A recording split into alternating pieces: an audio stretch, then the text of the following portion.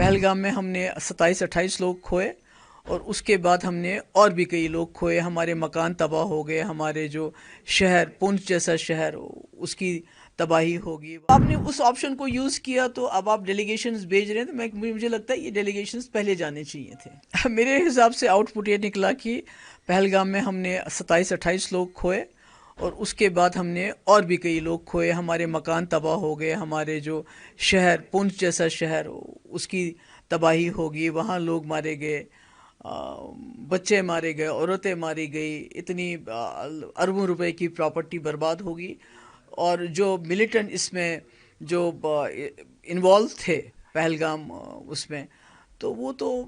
ابھی تک وہ پکڑے نہیں گئے، تو اب حاصل ہوا تو کیا ہوا؟ دونوں طرف سے جو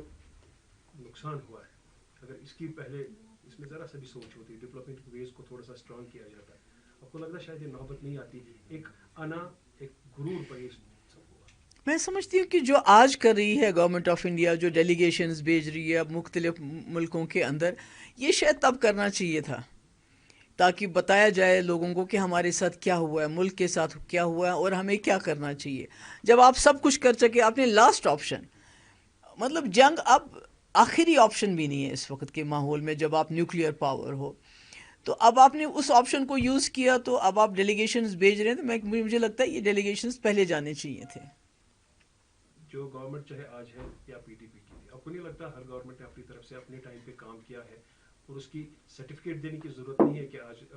پارلیمنٹ ڈیلیگیشن جائے کہ کشمیر کے لوگ ٹیررزم کے ساتھ نہیں ہیں؟ وہ میں نہیں کہہ سکتا، I don't want to comment on that, یہ تو بہت ہی بیہودہ بات ہے ایسا سوچنا بھی۔ تو ریہیبلیٹیشن پروسیس کی اگر بات کریں گے،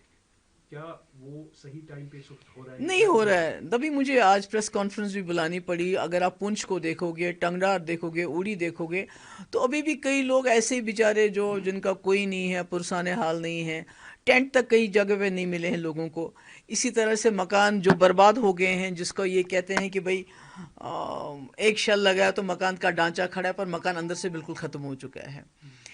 اسی طرح سے جن لوگوں کے لوگ جو چلے گئے، مطلب مارے گئے، تو وہاں کے لوگوں کی سب کی ڈیمانڈ ہے ان کو شہید ڈکلیئر کرنا چاہیے۔ آپ نے لون لیے ہیں چھوٹی چھوٹی دکانیں کھولنے کے لیے، وہ لون کا انٹرسٹ ویو آف کرنا چاہیے۔ بینک آپ کو انشورنس نہیں دے رہے ہیں، وہ کہتے ہیں یہ وار ہے۔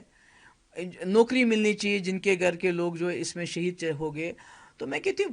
گورنمنٹ کو بہت کام کرنے کی ضرورت ہے، کیونکہ یہ جو جنگ ہے یہ ہماری جنگ نہیں ہے، یہ دو ملکوں کے آپس میں سمجھ لیجئے، یہ جو چیز پولیٹیکل انٹرونشن سے سلجھ سکتی ہے، ڈپلومیسی سے سلجھ سکتی ہے، وہ کوئی کہتا ہے جہاں آپ کو چھوٹے چاقو کی ضرورت ہے وہاں آپ تلوار اٹھائیے آپ لوگوں نے، تو اس کے بعد حاصل کیا ہوا؟